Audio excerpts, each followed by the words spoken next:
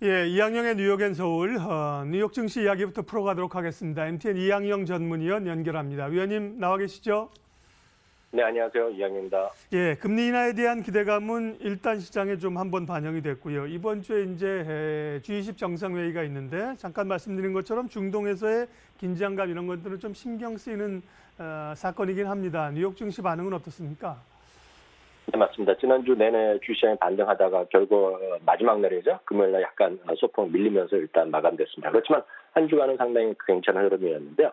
두 가지 이슈가 있었죠. 화웨이에 이어서 미국에서 중국의 슈퍼컴퓨터와 관련된 기업들 한 5군데에 대해서 경제 제재, 즉 미국 기업들의 부품이나 이런 것들에 관련된 기술이라든가 부품을 제공하지 못하게 한다는 그런 방침이 나오면서 뭔가 이번 주에 있을 G20에서의 양국의 정상회담에 뭔가 좀 문제가 있지 않을까라는 우려감이 좀 있었고요. 또 하나 바로 많이 말씀하셨던 이란과의 긴장 관계죠. 다 지나군 얘기지만 결국 보복 공격에 거의 직전까지 갔는데 10분 전에 마지막에 취소했다는 것인데 그만큼 이란과의 과의 긴장 관계가 커지고 있는 것들 이런 두 가지 요인 그리고 그동안 지난주 내내 월요일부터 금요일까지 상승한 데 따른 반작용으로의 주가의 대빌림이 지난 금요일 날 있었다고 보셔야 되겠고요.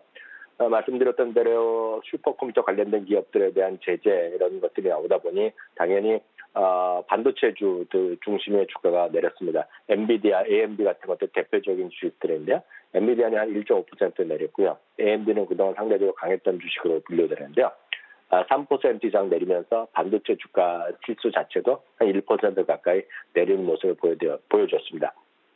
그럼에도 불구하고 주간으로 보면 S&P 500은 2.2%, 다우지수는 2.4%, 나스닥은 3%는 가까이 올라가면서 연초 대비로는 적게는 14에서 많게는 21%로 올라가면서 결국은 사상 최고가 흐름에서의 시장의 강한 모습을 여지없이 보여준 것이 지난 한 주간의 흐름이 되겠습니다.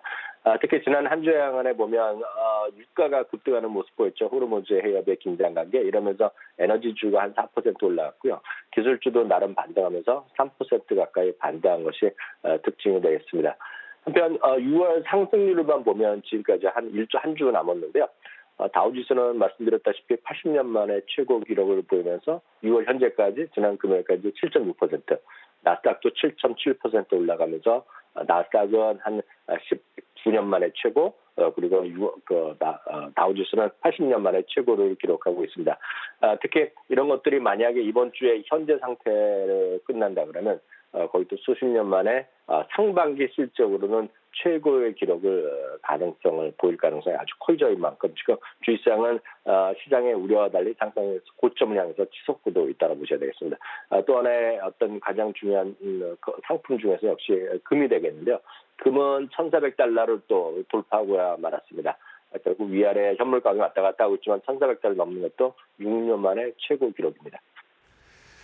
네, 미국은 이제 말씀하신 것처럼 최근에 강세이고 사상 최고치를 한번 지금 찍은 상황입니다. 이번 주는 뭐 아무래도 G20 정상회의에서 미중 간의 정상회담에 촉각이 곤두세우고요. 관련해서는 좀 기대감들이 어느 정도인지 또 그 밖에 눈여겨볼 만한 경제 지표는 이번 주에 어떤 게 있습니까? 네, 맞습니다. G20 정상회담이 어찌됐건 이번에 가장 큰 관심이죠. 그리고 20개 국가가 모이는 그것도 중요하겠지만 실제로 많은 투자자분들 관점은 그런 많은 사람들이 얘기하는 것보다는 두 사람이 만나서 무슨 합의를 이끌어낼지 아니면 결렬될지 이런 것들이 궁금한 점인데요. 웰스파고를 비롯한 미국의 대부분의 증권사들의 시간은 거의 비슷합니다. 양국 정상회담이 정상끼리 악수하고 무역 협상을 재개한다는 선언만 하더라도 그것이 아마 최선의 결과가 아니겠냐라는 식. 그러니까 너무 큰 기대는 하지 말고요. 일단 지난주부터 말부터 시작된 걸로 알려진 무역 협상이 좀 제대로 가고 있다라는 것 정도를 유추할 수만 있게 되더라도 최선일 거라는 얘기하고 있습니다. 그렇기 때문에 완전한 합의가 나올 가능성은 거의 없다는 시각이 있습니다. 그렇기 때문에 눈높이를 크게 높여서는 안 된다고 보고 있는 반면에요. 흥미로운 것은 사우스 차이나 모닝 포스트에서는 이런 얘기를 지난 금요일 기사에 올렸는데요. 양국 정상이 말이죠. 이번에 용기만 있다 그러면 무역 협상이 마무리될 것으로 얘기하고 있습니다. 그러니까 그만큼 양국 정상이 물론 중국도 마찬가지, 미국 쪽도 뭔가 좀 진짜 적극적으로 협상을 한다 그러면 이번에 안 될 것도 없다는 얘기를 하고 있지만 이런 의견은 좀 소수 의견이다라고 보셔야 되겠고요. 미국 내부로 보면 연준 인사들의 연설들이 잇따라 있습니다. 특히 오늘 밤인지 한국 시간 오늘 밤에는 제롬 파월 의장의 외교위원회에 참석해서 경제 전망이라든가 통화 정책에 관한 연설이 있습니다. 그리고 그밖에 뉴욕 연방은행 총재 존 윌리엄스가 있고요. 특히 세인트루이스 연방은행의 총재인 제임스 블러드 총재는 이미 지난 회의 때 FOMC 회의에서 금리 인하를 주장했던 사람인데요. 이 사람도 이번에 연설이 이번 주에 있기 때문에 어떤 의견을 낼지도 관심거리가 되겠습니다. 경제 데이터에서는 역시 내구재 주문이 이번 주에 있겠고요. 주말에는 기존 주택 판매, 신규 주택 판매, 주택 가격 지고했습니다. 근데 다시 말씀드렸다시피 이번 주에는 앞서도 말씀드렸다시피 주가 지수가 이 정도로만 다 S&P 500 이 정도만 끝나면 지금 현재까지 올해 17%가 올라갔는데 이렇게만 되더라도 20년 만에 최고치의 상승을 기록할 것으로 일단 보인다는 거. 그러니까 이 정도 지수만 유지되더라도 상당히 환호의 결론은 날 가능성이 있다라고 이해하시면 되겠습니다. 기억하실지 모르겠습니다만 지난해 12월 1일 날 미중 정상이 바로 G20 아르헨티나에서 만났습니다. 그러면서 추가 관세 90일 유예를 했었죠. 그런 기운들이 오다가 다시 이제 어그러진 상황인데요. 뭔가 좀 도장은 못 찍더라도 그런 좀 해결의 실마리가 있었으면 좋겠다 기대감도 가져봅니다. 예, 특징주 보겠습니다. 뉴욕 증시 특징주, 국내 증시 연관 지을 만한 기업은요? 네, 이 방송을 통해서 처음 소개해드리는 기업인데요.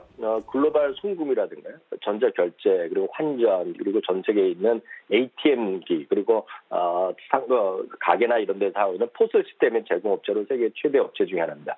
유로넷 월드와이드입니다. 이름은 유로넷이지만 회사 자체는 미국의 회사가 되겠는데요. 뭐 역시 사상 최저가 수준을 가고 있는데요. 이거 왜 오늘 말씀드리냐면 골드만삭스가 최근에 성장주의 대표적인 성장주 21종목을 선정했습니다. 그런데 이번에 속해 있는 21종목은 기존에 있는 IT 위주가 아니라 그런 것이 아니라 영업이익률이 한 10% 이상 되고요. 매출액 대비 시가는 6배 정도 이하. 그리고 상대적으로 다양한 정부라든가 이런 규제 리스크에 적은 기업. 그러니까 어떤 반독점에 대한 그런 규제 이런 것에서 좀 자유로운 것들이죠. 그리고 과거 3년, 향후 2년간 매출액 성장이 한 10% 이상 되는 기업들을 21종을 뽑았는데 그중에서 아마 저도 이제 관심이 가는 쪽 하나가 바로 유로넷 월드와이드입니다. 그래서 오늘 한번 소개해드렸고요.